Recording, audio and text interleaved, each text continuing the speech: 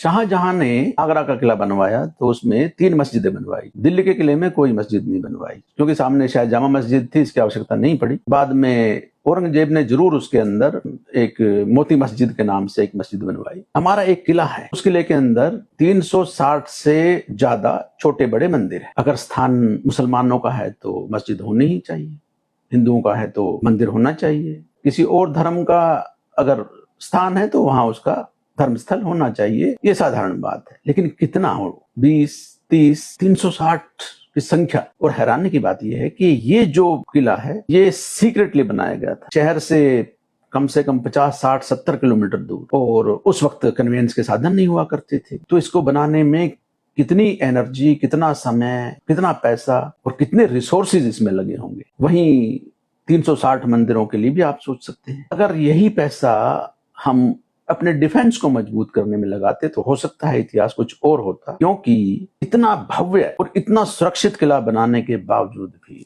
मुगलों द्वारा इस किले को कोंकर किया गया। उसकी एक एक मूर्ति को खंडित किया गया, उसके अभी भी आप अवशेष देख सकते हैं। दरअसल उस जमाने में जो मंदिर बनाए जाते थे और उसमें जो मूर्तियां लगाई जाती थी दीवारों पर, वो बेहद खूबसूरत और बेहद भव्य हुआ करती थी। आप उतनी ही एक दीवार जो आप मंदिर में बनाते हैं उससे आप शायद कई मस्जिदें बना लेंगे। मस्जिदों में भी होती है, ऐसा नहीं है कि वहां पर कुछ आयतें लिखी जाती है, कुछ डिजाइन किए जाते हैं, लेकिन उतना नहीं। तो आप कल्पना कर सकते हैं, हम लोग मुद्दतों से ये चीज ऑब्जर्व करते आ रहे हैं कि ये चीजें काम करती नजर नहीं आती। आप इन पर कितना अपना समय और धन संपदा आप इसके ऊपर डिवोट कर रहे हैं, ये सोच समझ करके चलना चाहिए। लेकिन शायद हम आज भी ऐसा सोच रहे हैं, लेकिन आज हमारे सामने कई देशों के एग्जाम्पल है। आप दुबई का ही लेकर के चल दीजिए। कल तक ये माना जाता था कि दुबई दुनिया का सबसे सुरक्षित स्थान है। हर आदमी ये सोचता था कि मैं एक छोटा मोटा वहां पर कोई अपना फ्लैट लेकर के रख दूं ताकि जब दुनिया में कोई जगह नहीं